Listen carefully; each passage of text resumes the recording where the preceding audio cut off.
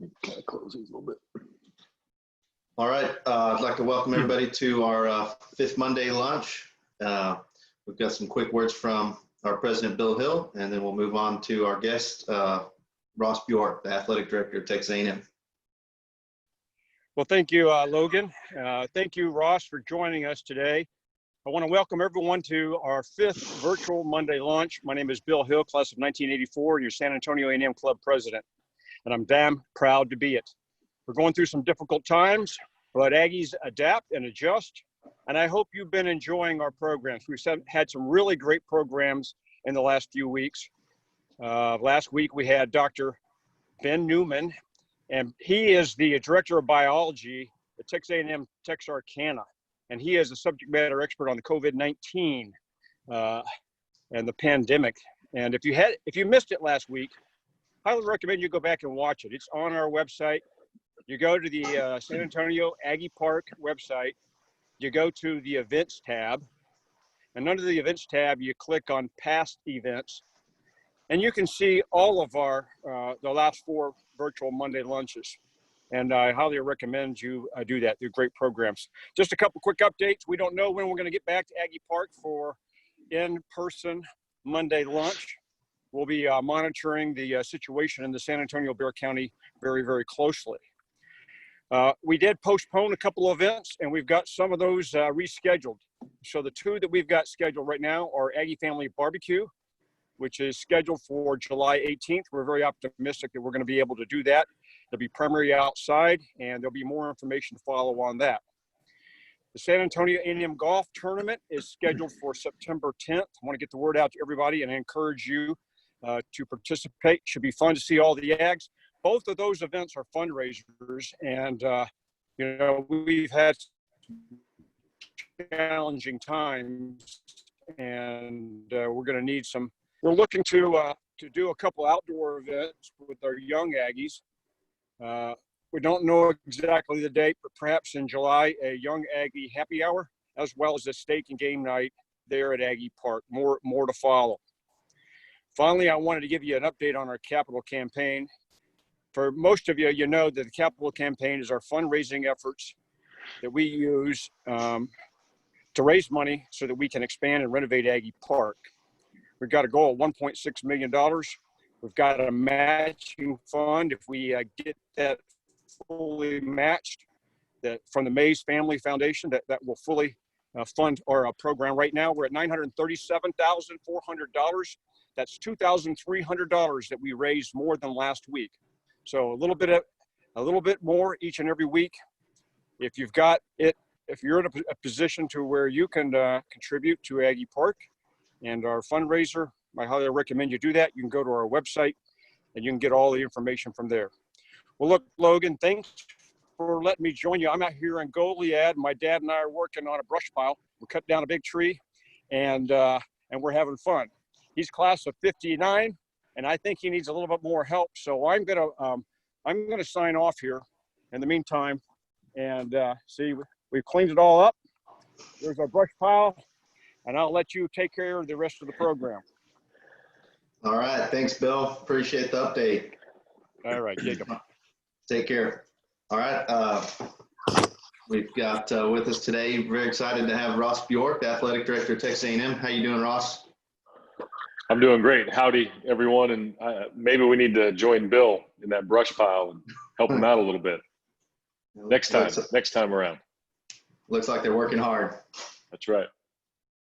Well, man, let's just jump right into it. I think everybody pretty much has the same question. And Rich Balanceri, class of 91, is the one that asked it first. Okay. What's the best case scenario for the fall football season?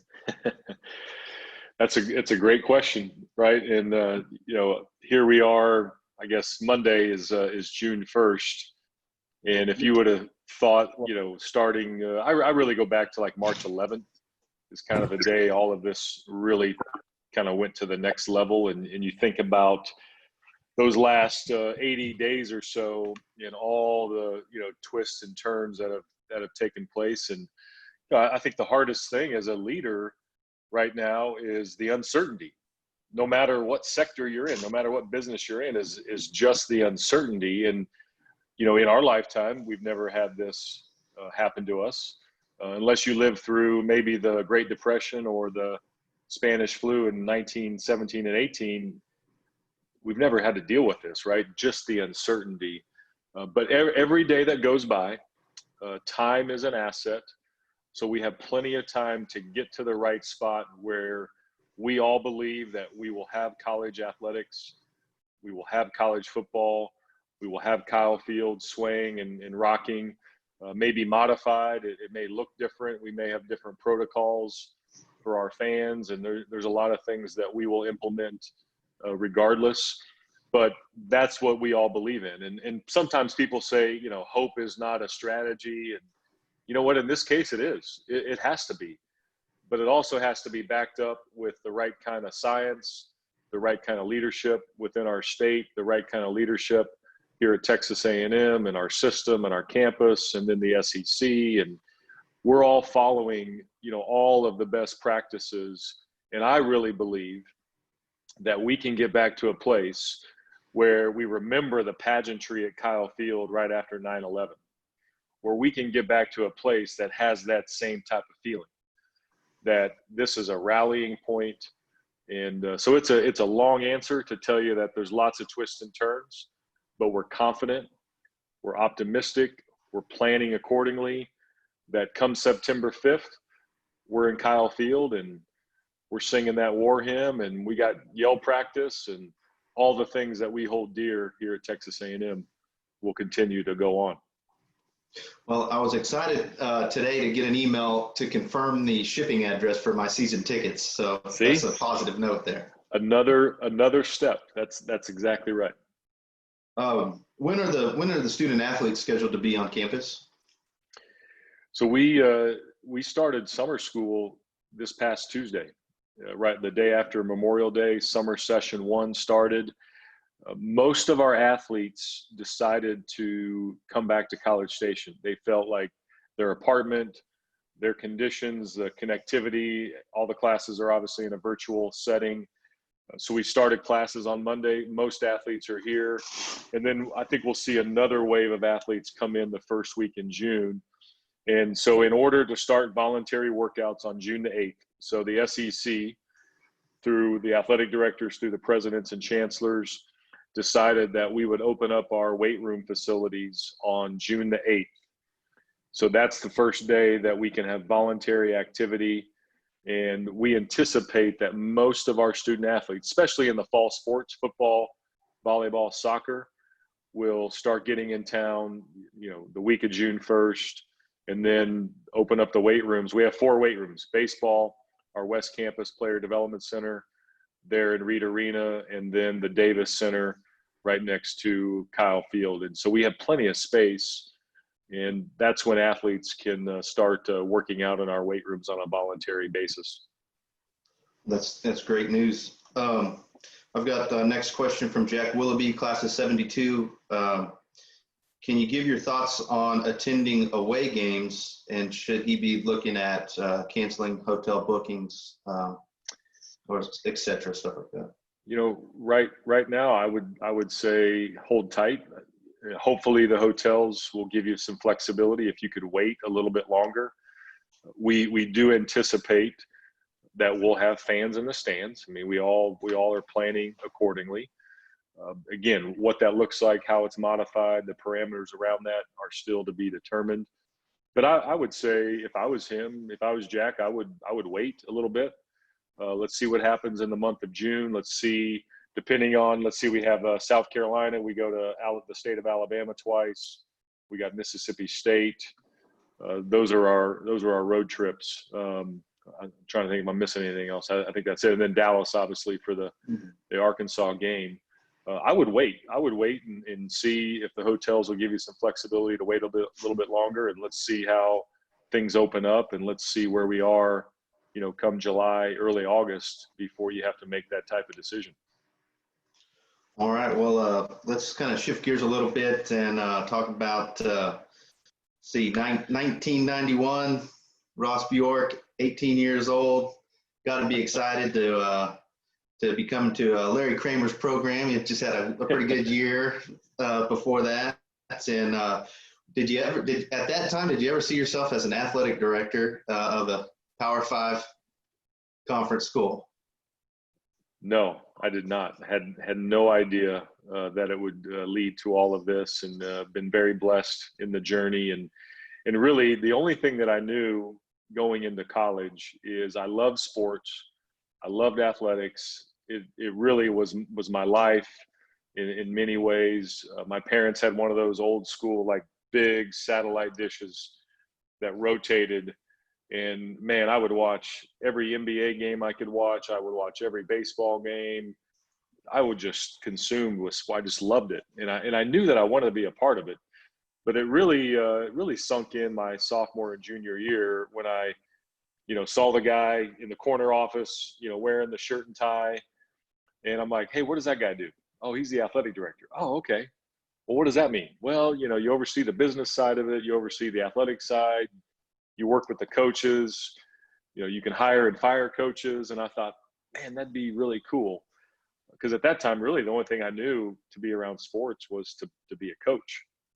And I thought that was the only way to really get in. I didn't realize the administrative side. And then I just have been on the journey wherever the opportunities have taken us. And now it's us as a family. And we've moved around a lot. To get to a place like Texas A&M, and we plan on making this our last stop because it's a great place. It's a destination. I love the state of Texas. I love the mindset of A&M and how the Aggies think. So yeah, going back to 1999, that was a long time ago. Would have no idea that it would lead to all of this, but just blessed to be around student athletes and hopefully help them like I was helped back at Emporia State. That's great. We've got next question from Travis Everett, class of '93. What's the most challenging part about being a AD in a Power Five at a Power Five school? There's lots of challenges, especially now. I look at what we're dealing with in terms of COVID-19. By the way, we still have to do our day job, and that includes a lot of changes that are coming down the pike here in college athletics around name, image, likeness, and really the collegiate model. What does that look like? And then we wake up, in the last week to 2 weeks, and we see what's happening around our country, and the young especially the African American student athletes in our program. They're hurting right now, and so we need to listen to them. We need to have empathy and give them platforms to hear them out. So then you add that layer into all the challenges. So I guess the biggest challenge is the changing landscape and being able to adapt and thrive in that environment based on all the things that are happening right now. The funding model is a challenge because I don't know where that'll go in 3 to 5 years. So that's always going to be out there. The threats to the collegiate model, I think we can throw the word amateurism out the window. The amateurism model is antiquated. It's the collegiate model. So what does that look like in 5 to 10 years? And then probably the fear of the unknown. What's out there that we don't know about that could impact our program in a great way? And you worry about those things. And again, you just have to wake up every day, try to do the right thing, do the best for your program. So there's a lot of challenges that we all think about, but being at A&M, we have an amazing platform, and even if there is a challenge, we can get out of it because of the strength, the power, the thought process, our core values, the Aggie spirit. So that's what's neat about being here at Texas A&M. These are definitely challenging times, and But you mentioned a lot of great things about the university, which I would agree with you on all those. But Mark Fleming, class of '95, wants to know, what is your favorite tradition at A&M so far? Wow, it's hard to pick just one. Probably the best feeling that I've had since I've been here, and I hate the fact that we've been shut down because I wanted to see our spring sports and wanted to really, see how we operate a track meet and the high level of what Coach Henry does, and obviously all the baseball traditions. I saw a few games, obviously. But I would say yell practice. I went to my first yell practice. It wasn't midnight because it was at 10 o'clock on the Wednesday before the first home game, which was on a Thursday. But I go to yell practice, and there's 35, almost 40,000 people there. That's more people than in my hometown, Dodge City, Kansas. Going back to your question earlier about, what was it like to be an 18-year-old? There's more people than my hometown, and just the goosebumps. And so I would have to say yell practice. But then I think about the Fighting Texas Aggie band, and we took Gatorade over to the band back in August, and just to see what they do, and to have, when they travel, when we went to Clemson, and the Clemson fans did not leave their seats at halftime because they wanted to see the Fighting Texas Aggie band. So I think our band is a great traditional element that is one of my favorites as well. It was pretty crazy that the fans stayed in the stands. It was about 118 degrees that day. I think that was pretty rough. I've got a question from Reagan Freiling. Who has been your biggest influence in your career? I appreciate that question, Reagan. From a personal standpoint, I think we're all a product of how we were raised and our upbringing, and having great parents being a model leaders for me. And so my dad, for sure, I never saw my dad get upset, never saw him raise his voice. He was always just even keeled. And so I try to have that same perspective, even though you get fired up and you want to compete. So I think, my parents. And then in my professional career, I've been around some great athletic directors. Joe Castiglione, who's at Oklahoma, I worked with him at Missouri. Mike Alden, former athletic director at the University of Missouri. I spent 5 years with him. Dan Guerrero, who was the athletic director at UCLA for 18 years. I spent 5 years with him. And then while I was at UCLA, I was able to be around the legendary coach, John Wooden. And in fact, my last day on the job was April 22nd, 2010 at UCLA. And I was able to have breakfast with him. We were able to talk. I asked him to sign a few items for me, and I cherish those items because he passed in June of that same year. And so being around, Coach Wooden is just a treasure and a treat that I'll always cherish. So those have been some influences in my career and in my life. That's nice. Let's see, Lindy Murph, class of 93, wants to know when will we see a statue of Johnny Manziel outside the football stadium? If he hasn't trademarked that already. Yeah, that's a great question. There is it's a university policy about statues of living people. And so we don't think Johnny's going anywhere for a long, long time. But there'll come a day and time to honor Johnny and all that he's done. And, I love the fact that he came back to a couple games this past year, and I know he follows the program. And he's also talked about, maybe getting into football broadcasting, maybe getting into some sort of coaching. And we'd love to, have him around the program. And so, we've got a dialogue going with Johnny, but the statue piece we'll just have to wait for quite a long time. You got to watch back-to-back Johnny Manziel games at Oxford, which is probably never going to happen again, back-to-back home games like that. I remember that 2012 game quite well for negative reasons, being on the Ole Miss side of it. But you knew when he had the ball in his hands, it was like, you can't stop him. I mean, he was a machine. And we knew that we were in trouble when we were only up 10 with about 8 minutes left, and he had the football. So it was a neat feeling of calmness when he was coming on the field. We knew that we were in good hands. Right. Kevin Stinson, class of 93, wants to know, what's your favorite stadium to watch a college game in outside of Kyle Field, of course? Wow. That's a tough one. I've been fortunate to be around lots of great, whether it's road games or, I would say the Horseshoe at Ohio State was one of my favorites. When I was at Missouri, we played at Ohio State. And then being at UCLA, I mean, the Rose Bowl, I mean, it doesn't get much better. That whole, when you drive in, I was fortunate, obviously working there where I could get there early, and there's always traffic in LA. But once you get into what they call the Aurora, which is kind of the river valley where the Rose Bowl sits, I mean, you drive down this hillside and you come in and you see the Rose Bowl and you see the mountains. I mean, how do you get much better than the Rose Bowl, and that being, you know, your home stadium? So those two, you know, stand out.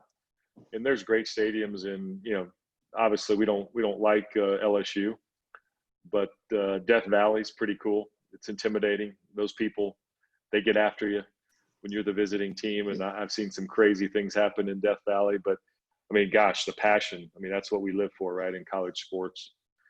But there's no one that has a better stadium than Texas A&M. I mean, they did, my predecessors did Kyle Field the right way. And no one tears down a stadium and then rebuilds it. I mean, no one does that. But we did that, and that's the commitment. So Kyle Field's number one. Great answer. Great answer. See, I know you played fullback when you were in college, but does defense or offense win championships? Boy, I think you do have to stop people.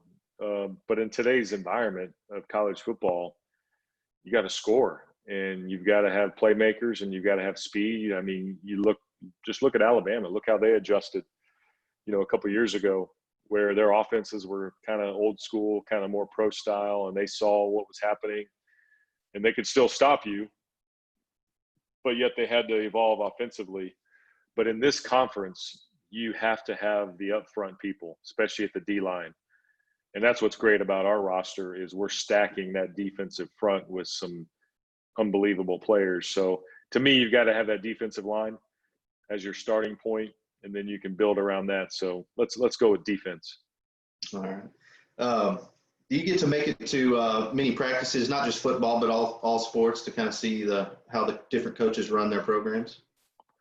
I try to. I think that's what, you know, I'm blessed to do is be around, you know, these great coaches, and, you know, pop in moments where maybe people, you know, least expected, and just get to know the athletes. That's, again, one of the sad things that's happened is I really try to pride myself on having relationships with our student athletes. And a lot of times the springtime, especially your fall sports, you can get to know them a little bit better because it's, you know, an informal setting.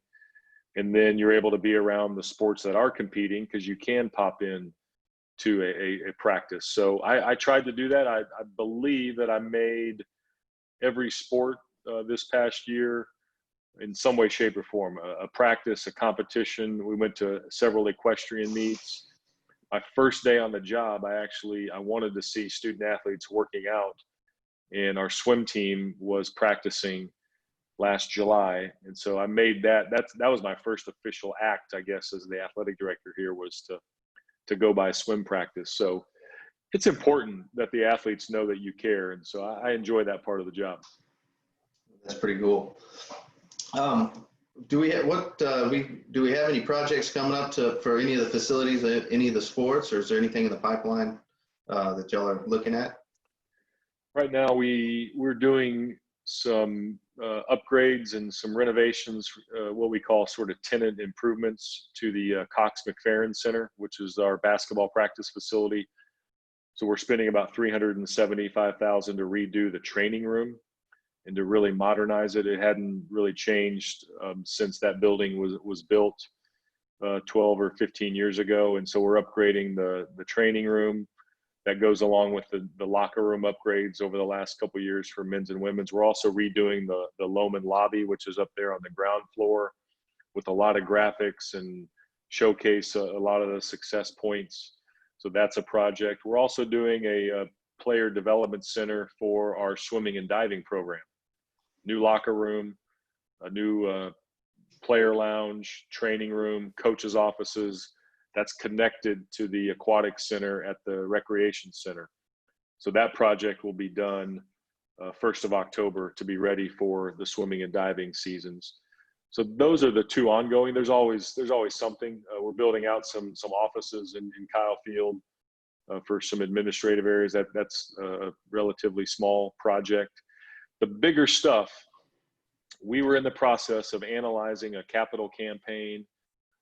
Ever since I've been here, we've been doing studies on everything south of Kyle Field. So that's the Bright building, the indoor buildings. We've been doing studies on Reed Arena. We've been doing studies on soccer and baseball. And we had planned to get into a quiet phase of a capital campaign. And right now, given the environment, given the challenges, we need to hit the pause button, at least on the rollout process. But we are still, like I just walked around Reed Arena on Friday, looking at some different things. And so we're still moving forward on a lot of planning, a lot of concepting.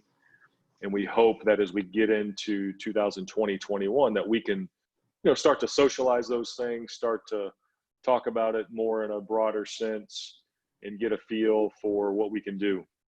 We need private help. We need private funding. That's going to be essential. Aggies always step up, and so we're confident, but we know we need to get through, these next, 12 to 18 months and see where this economy goes and be in a great position. It's a great question, though, because we're not going to sit still. We can't sit still. We're in the middle of a capital campaign. If you heard what Bill had mentioned, right. So it's it's a tough time, kind of having to hit the pause button, not know where we're going to go and how we're going to get there. But and if anyone can do it, yeah, that's right. And if anyone can do it, Aggies can do it, and that's going to be our attitude. And we'll be smart, but I think we can also rely on the Aggie network because people respond. And so that's going to be neat to see when we can come back out of this. So we're fortunate in San Antonio. We've got the Aggie Park, the original Aggie Park. I know y'all are working on, y'all had a groundbreaking for Aggie Park next to Kyle Field, which looks pretty awesome. Can you talk about that a little bit? That seems like it'll be a really cool deal. It really will be.